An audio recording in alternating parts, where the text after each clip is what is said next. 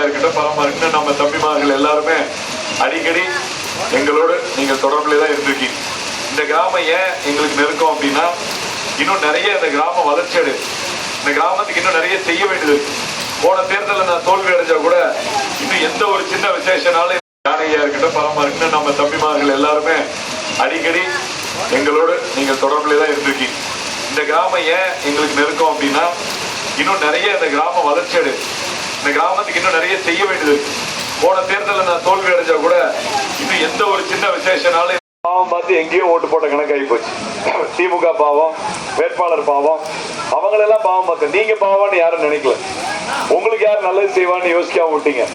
இன்னைக்கு 100 நாள் வேலை வேற 50 நாள் ஆகிட்டாங்க. நாளைக்கு தங்க திட்டம் இல்லை, ஒருத்தர் அம்மா கொடுத்த லேப்டாப் நிறுத்திட்டாங்க. இப்படி எல்லா விஷயமே நீங்க ஓடி வருவதற்கு நான் டாக்டர் இருக்கேன். நான் உங்களை தான் இந்த தேர்தலில் நம்பிக்கிட்டு இருக்கோம். ஏன்னா ஒரு மாற்றத்தை கொண்டு வரணும். தேர்தல்ங்கிறது பண அரசியலா திமுக வீட்டு போட்டு தர்றேன்னு சொன்னா எல்லாம் ஓட்டு போட்டுருவாங்கன்னு நம்மை குறைத்து மதிப்பிடுகிறவர்களுக்கு நீங்கள் ஒரு பாடத்தை கொடுக்க வேண்டும். எங்களுக்கு யாரு வளர்ச்சி தர்றாங்களோ அவங்களுக்கு நான் ஓட்டு போடுறேன், நீங்க ஒரு முடிவு எடுங்க. ஆமா, ஏன் அந்த ஃபார்ம் வாங்கலாம் அதிமுக சார்பானா, எதுக்காக அந்த ஃபார்ம் கொடுத்தோம்னா நம்ம ஆளுங்கட்சி இல்ல, ஆனாலும் நாளைக்கு நீங்க ஓட்டு போட்டு ஆளுங்கட்சியா வரும்போது எங்க மனசுல பதியணும். இந்த கருவேட்டுப்பட்டில இத்தனை வீடு நாம கட்டி கொடுக்க வேண்டிய பாக்கி இருக்கு.